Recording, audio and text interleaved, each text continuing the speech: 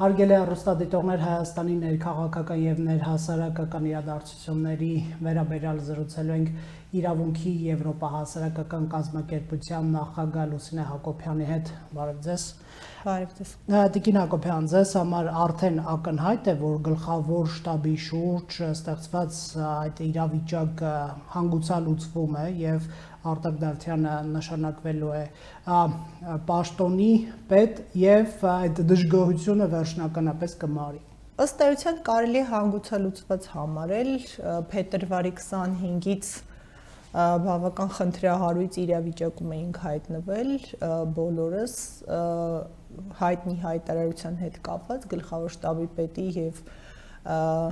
մի շարք այլ գեներալների եւ հստակ էր, որ այդ ընթացակարգերով նրանք փորձում էին ինչ-որ միջամտել քաղաքական գործընթացներին, քաղաքական հարցերում իրենց ասելիքը ասել, ինչը սահմանադրությամբ թույլատրված չի եւ հակասում էր սահմանադրության 14-րդ հոդվածին, դե այդ process-ներին բոլորս հետևել ենք, կարելի ասել, որ այո, գլխավոր շտաբի նոր պետի նշանակմամբ ըստ երևույթին այս փուլը կարելի է ավարտված համարել, չնայած չգիտեմ էլ որ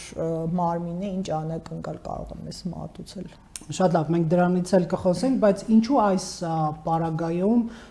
նախագահի ինստիտուտը որոշակի դիմադրություն ցույց տվեց, արդյոք դա այսպես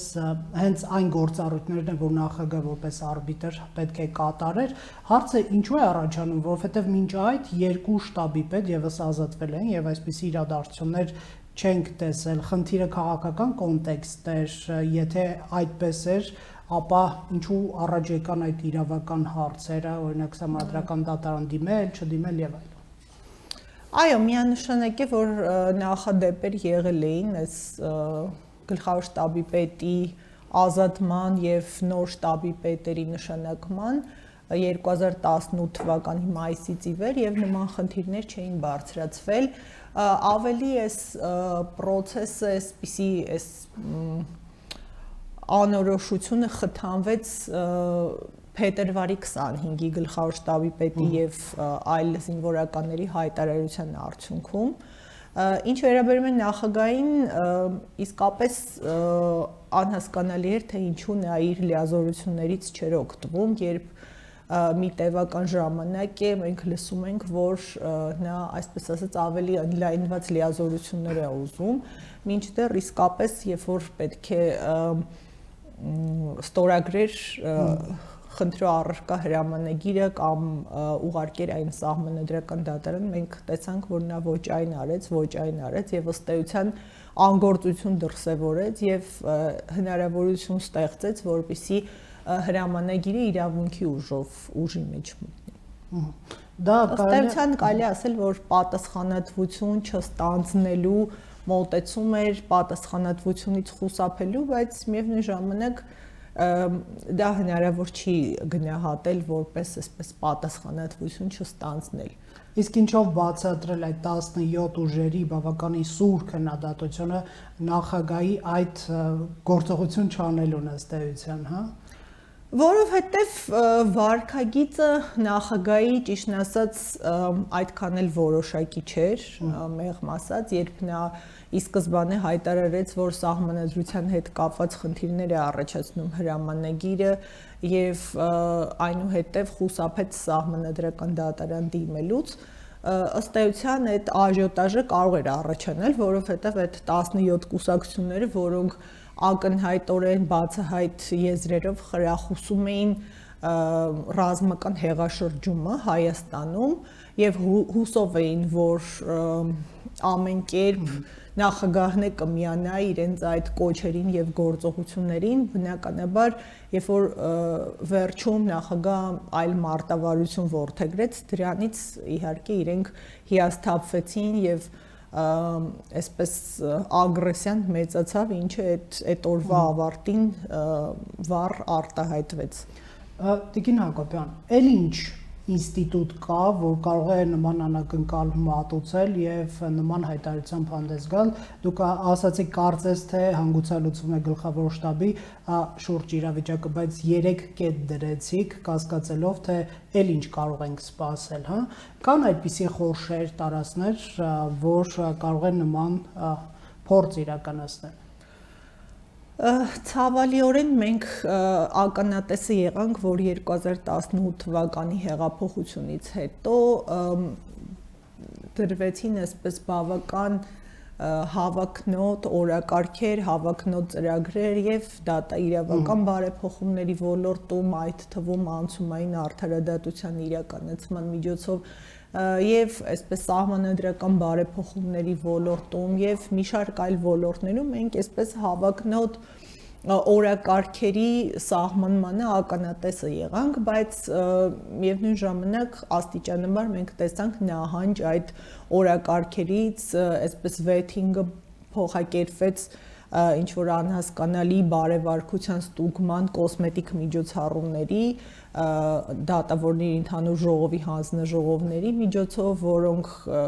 բավական խնդրահարույց են, առիթը կլինի խոսենք ինչով, նաև այդպես հայտարարվեց հակակոռուպցիոն նոր համակարգ, բայց այն չափանիշները եւ այլն, որոնք ներդրված են օրենքում, դարձյալ խնդրահարույց են, էլի մի քիչ երևի ավելի մասնագիտական քննարկում է դա պահանջում։ Ըստ էության մենք տեսանք, որ խորքային պետությունը աստիճանաբար այսպես խորքերից դուրս է գալիս մակերես եւ այս նոյեմբերի 9-ի լույս 10-ի հայտարարության ստորագրումից հետո ինչ ասես չտեսանք, էլ հեղաշրջման փորձ, այս սահմանադրական կարգի տապալման փորձեր եւ այլն, եւ վերջում էլ ցավալիորեն զինված ուժերի գլխավոր շտաբը որոշակի մասնակցություն ունեցավ այդ իրադարձություններին, բարեբախտաբար այսպես իրենք էլ ըստ երևույթին վերագնահատելով իրավիճակը քայլ արեցին դեպի հետ եւ դա ողջունելի էր։ Ամեն դեպքում ես խիստ մտավախություն ունեմ, որ օրինակ եթե մենք գնանք արտահերթ ընտրությունների կենտրոնական ընտրական հանձնաժողովի այս կազմով, որը ունենք, եւ որին մենք գիտենք տարիներ շարունակ ընտրակեղծարարության ուրեմն մեղադրանքների կիզակետում են նրանք եղել եւ ես ինքս անձամբ որպես դիտորդական առաքելության ղեկավար, որպես հասարակ դիտորդ, որպես վստահված անձ 2012 թվականից ի վեր ներգրաված լինելով ընտրական գործընթացներում տեսել եմ խիստ խնդրահարույց վարքագիծ այդ հանձնաժողովի կողմից, երբ միաձայնորեն այդ բոլոր անդամները դակում էին որոշումները, որոնք այդպես նախագծվում եւ հրամցվում են եւ նրանցից որևէ մեկը տարբերվող քվեարկությամբ հանդես չէր գալիս, երբ անգամ այսպես կասկածներ էին, երբ որ տեսանյութեր էինք իրենց տրամադրում դիտորդների վրա հարձակումների, ծեծերի եւ այլն, իրենք այսպես մեծ հարցեր էին տալիս, ասում էին, բա ինչպես կարող եք ապացուցել, որ սա ուրեմն դիտորդն է, որի վրա հարձակվել են, տեսանյութից բան չի երևում, այնտեղ միայն ձայներ են, չգիտեմ ինչ, ու անընդհատ ամեն կերպով իրենք խուսափում էին ընտրախախտումներին գնահատականներ տալուց եւ ամեն կերպ ուզում էին այդ process-ը ծածկադմփոց անել եւ հստակորեն այդ փողոցում կանգնած 17-ի դաշնակիցներ են նրանց կարելի է համարել եւ որևէ զարմանալի բան ինձ համար չի լինի, եթե վաղը մենք ունենանք արտահերթ ընտրություն եւ մի այսպիսի անակնկալ է նրանք մեզ մատուցեն։ Կեղծիքների դագման տեսքով։ Կեղծիքների դագման, ընտրակեղծարարության եւ այլն եւ այսպես այս իշխանությունը որևէ կերպ հակառակը չկարողանա ապացուցել։ Տիկին Հակոբյան, բայց այս իշխանությունը հեղափոխական է համարվում։ 18-ին տեղի ունեցավ այդ իրադարձությունները, դա մեծ շանսեր, չէ՞, պետական ինստիտուտները մաքրելու, կոռուպցիոն տարրերին հեռացնելու, սահմանադրականության հուն բերելու, օրինականության վերականգնելու։ Դուք մշտապես բարձրացրել եք այդ բարեփոխումներ չանելու հարցը եւ պահանջել եք, որպեսզի իշխանությունը գնա կոնկրետ քայլերի։ ինչ խնդիր կա, այսինքն չգիտի իշխանությունը ինչով զբաղվի, ծրագիր չկա, թե ինչն է խոչընդոտում այս համակարգերը վերականգնել, դարձնել օրինական պետությանը հատուկ։ Եթե վերեմ դատա իրավական բարեփոխումների օրինակը, ես կարող եմ ասել, որ իշխանությունը գնաց այսպես կոչված բարեփոխումները կաբինետային շրջանակներում իրականացնելով, դրանք մասնակցային չէին ամենևին, տարբեր այդպես նախագծեր հրապարակ էին նետվում եւ առաջարկվում էր քաղաքասերակցությանը այլ շահագրգիռ կողմերի անել առաջարկություններ, բայց այդ առաջարկությունները այսինքն այն ֆորմատով, որ դուք արեք առաջարկություններ, մենք կամ կընդունենք, կամ դրանք չենք ընդունի, դա ճիշտն ասած աշխատող տարբերակ չի։ Իրենց բազմիցս առաջարկվեց ստեղծել այսպես բազմակողմ հանձնաժողովներ, երբ դրանցում ներգրավված կլինեն քաղաքասերակցության փորձագետներ, միջազգային փորձագետներ, պետական իշխանության մարմիններ, բայց էլի այսպես այն մեթոդները, որոնցով այդ հանձնաժողովներից մեկի ձևավորումը տեսանք,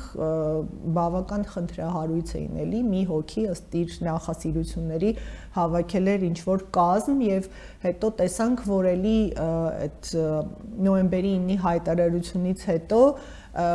այդ հանձնաժողովի շատ անդամներ ըստ էության չդրսևորեցին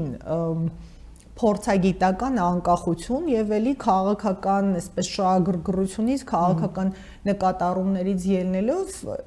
կարելի է ենթադրել, որ կազմալուծեցին այդ հանձնաժողովի աշխատանքը, խոսքը սահմանադրական բարեփոխումների հանձնաժողովի մասին է եւ ինչով է զբաղված այդ հանձնաժողովն այսօր։ Չգիտեմ ես ինչով է զբաղված, տեսնում ենք, որ ըստ էության կասեցված է դրա գործունեությունը եւ պատճառների մասին դատելով կազմից կարելի է ենթադրել։ Եվ ըստ էության այդ այլ ոլորտներում նույնիսկ դա չարվեց, այդ հանձնաժողովների մասին ես հիշատակեցի, կազմավորվեցին դատավորների ընդհանուր ժողովի հանձնաժողովներ, բարևարկության ստուգման, էթիկայի եւ կարգապահական հարցերի, ուսումնական հարցերի եւ այդպես հռչակվեց, որ քաղաքասերակցության ներկայացուցիչներին, իրավաբան գիտնականներին այդտեղ իրենք տեղ են տալիս, բայց երբ որ դուք դիտարկում եք այդ հանձնաժողովների կազմը, դուք տեսնում եք, որ դիսբալանս է այնտեղ այնքան ակնհայտ է դատավոր անդամների եւ քաղաքասերակցությունից կամ այսպես իրավաբաններից կազմված անդամների, որ ըստ էության այդ ոչ դատավոր անդամները որևէ կերպ որևէ ազդեցություն չեն կարողանում գործել այդ հանձնաժողովների որոշումների վրա, այո, երբ որ համամասնությունը 7-2 է կամ 8-2 է, այդտեղ կամ 7-1 է, այդտեղ շատ քիչ ազդեցություն դու կարող ես գործել այդ հանձնաժողովին։ Մինչդեռ այսպես հռչակվում է, որ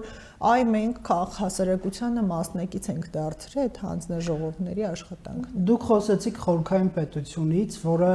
իր ողջ ծավալով դրսևորվեց նոյեմբերի 9-ի հայտարարությունից հետո, մինչ այդ մենք հիշում ենք Նիկոլ Փաշինյանը տարբեր հայտարարություններ է արել եւ դրանց թե ինչ գործողություններ է հետևել, հանրությունը քիչ է տեղյակ, օրինակ ասում էր, որ համակարգը դիմադրում է հեղափոխության, այդ դիմադրությունը արտացոլվեց նոյեմբերի 9-ից հետո, այսինքն իշխանությունը չի տեսնում, որ քաղաքական ազդեցությունը այդ ոլորտներում իրավական, դատական իր ձեռքում չեն, այլ տեղեր են եւ օգտագործվում են հեղափոխության դեմ, հեղափոխական արժեքների դեմ։ Կարծում եմ ի սկզբանե նախկինների պլանը դա էլ եղել է, որ այսպես մենք շատ այսպես հրճվանք ապրեցինք այդ հեղափոխության օրերին եւ դա իրոք մեծ իրադարձություն էր եւ մարդկանց ոգևորությունը շատ կարևոր էր եւ այդ էներգիան շատ կարևոր էր, որ գեներացվեց այդ ժամանակ, բայց միևնույն ժամանակ այսպես հետին հայացքով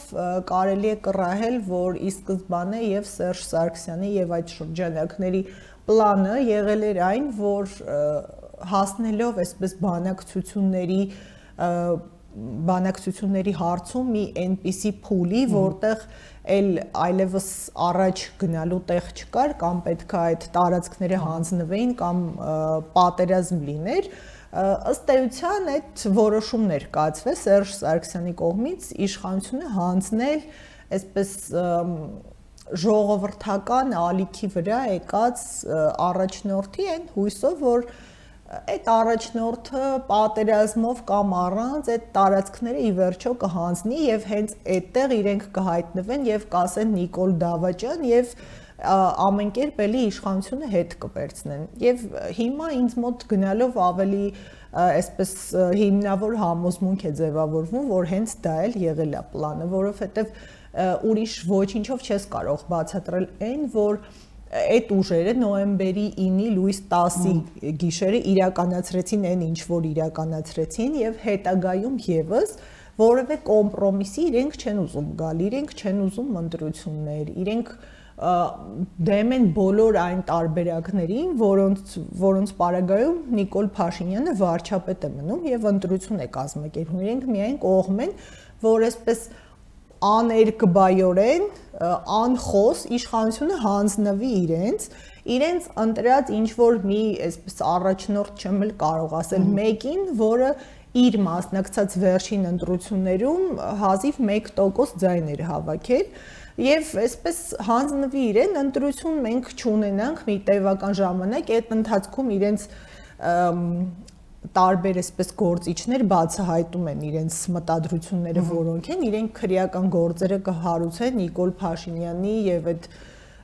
իշխանական որոշ գործիչների նկատմամբ իրենց այսպես կչեզոքացնեն այնպես կլինի որ երբ որ ընտրությունները արվեն արդեն իրենք չեն կարողանա մասնակցել որովհետեւ այսպես այո ժողովրդական աջակցություն ունեցող ուժեր կամ կմասնակցեն կամ չեն մասնակցի ամենայն հավանական չեն մասնակցի իրենք հերթական ընտրակեղծիքներով ընտրությունը կիրականացնեն եւ իշխանությունը էլի հետ կփոխանցեն կամ Սերժին կամ Քոչարյանին նայած ոնց կպայմանավորվեն այդ երկուսը իրար միջև որտեվ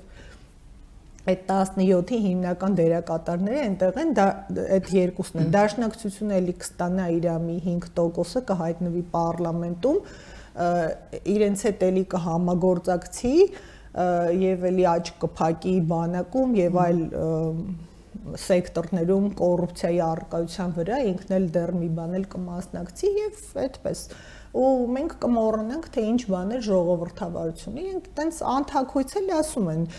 ինչ ընդհանուր ընտրական իրավունք պետքա կրթական ցենզ մտցնենք ոչ բոլորը պետքա ընտրեն եւ այլն եւ այդ իրենց պլանները տարբեր իրենց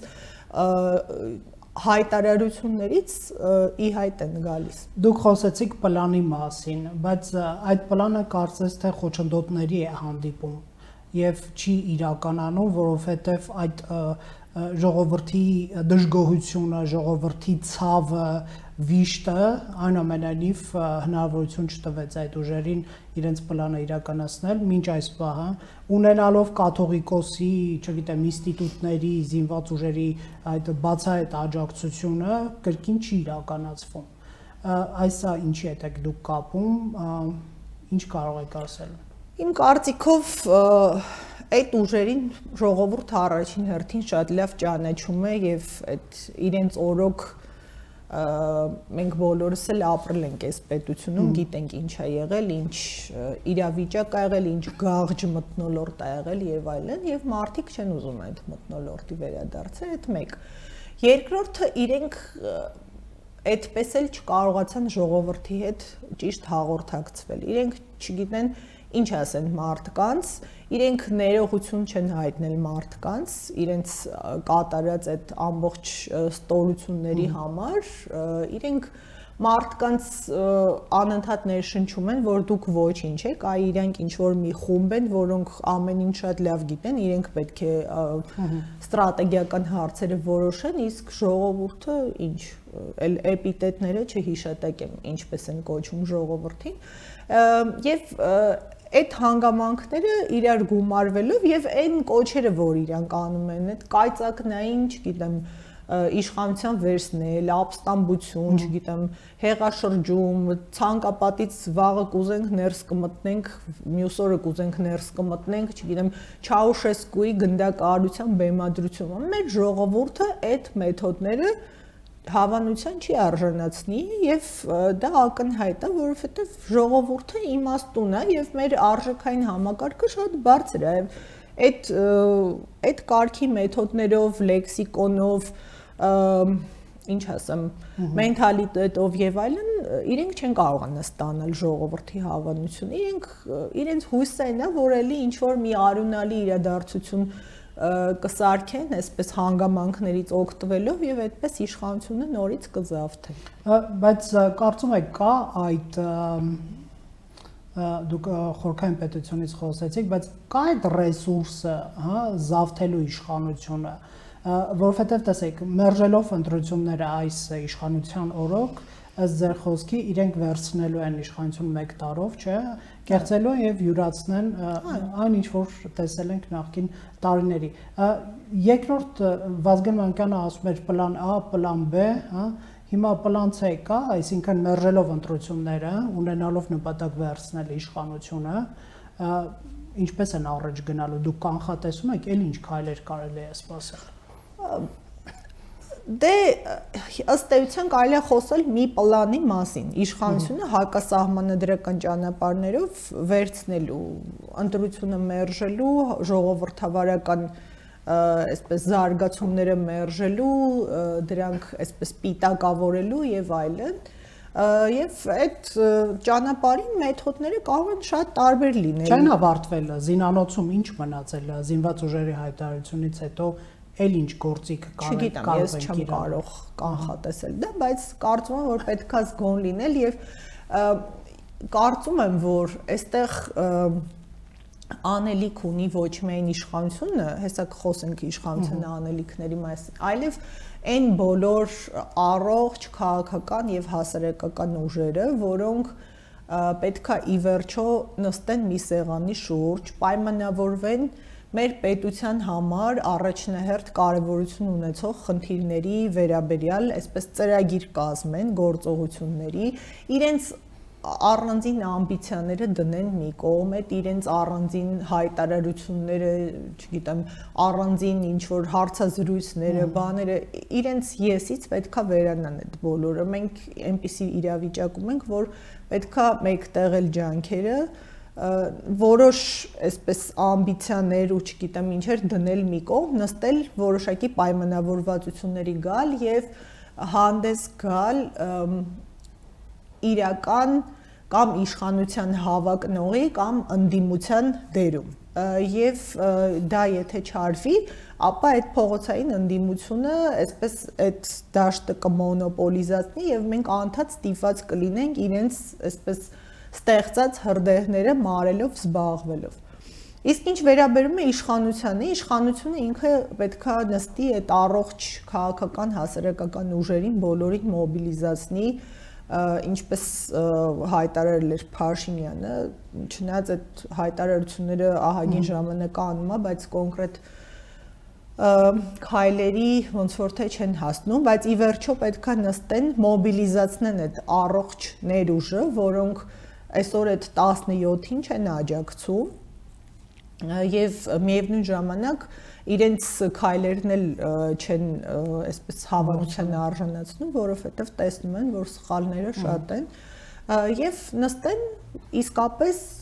ոնց որ քննարկումների շարք անցկացնեն տարբեր թեմաների, օրինակ մենք ինչ ենք անելու 5 տարուց կամ հենց վաղը, որտեղ անդադ մենք լսում ենք ինչ որ տարբեր նորություններ մոտալուտ պատերազմների, էլի ռազմական գործողությունների եւ այլնի մասին։ Այդ մասին խոսելով շատ հետաքրքիր կլիներ, որպեսզի մեր գլխավոր շտաբի պետը նախկին կամ են մյուս գեներալները, որոնք ամեն օր ինչ որ մի ինտերվյու են տալիս ու չգիտեմ ինչերից են խոսում ու պետական ու ռազմական գաղտնիքներ են հրապարակում, փոխարենը նստեին իրենց ուժերը ներդնեին եւ մեզ ճանապարհային քարտեզ առաջարկեին իրենք ոնց են տեսնում բանակի զարգացումը իրենք այդ պահեստազորային համակարգը ոնց են տեսնում կամավորների մոբիլիզացումը ոնց են տեսնում այսօր շատ մարդիկ պատրաստ են լծվելու մեր պետության պաշտպանության գործին ավելի հեռանկարային այսպես մասնակցելու դրան թեկուզ գնալու պատրաստվելու չգիտեմ անհրաժեշտ հմտությունները ձեռք բերելու որպեսզի պատերազմական իրավիճակում մենք բոլորս էլի այսպես անզոր վիճակում չհայտնվենք իմանանք եթե գլխներիս ինչ որ մի նոր արհավիրք է գալու մեր աշխատանքի բաժանումը ինչպիսին պետքա լինի ես ինչ պետք անեմ դուք ինչ պետք անեք մյուսը ինչ պետք անի այդ բոլորը պետքա նստել պատրաստվել եւ բանակի հզորացման իսկապես հզորացման հարցում մենք պետքա լուրջ ծրագիր ունենանք մենք էլ չենք կարող այսպես նստել ու իրենց վստահել որ ամեն ինչ լավ է մեր բանակը մարտունակը հզոր է տարածաշրջանի ամենահզոր բանակն է մենք պետքա հստակ ծրագիր տեսնենք եւ այդ խոսակցությունները իսկապես բանի այդ որ այ դուք մի մտեք այդտեղ դա այսպես գախնի ոլորտ է էսա է այո հասկանում եմ լայն հանրության համար միգուցե պետք չի շատ բաներ հրապարակել բայց որոշակի շրջանակների պետքա իսկապես հաղորդակից դարձնել այդ խնդիրներին ու այդ մարդկանց ներուժը օգտագործելով փորձել այդ խնդիրներին լուծում տալ Շնորհակալություն այս զրույցի համար Հարգելի հեռուստադիտողներ Ֆակտոր TV-ի տաղավարում հյուրընկալել ենք իրավունքի Եվրոպա հասարակական կազմակերպության նախագահ Լուսինե Հակոբյանին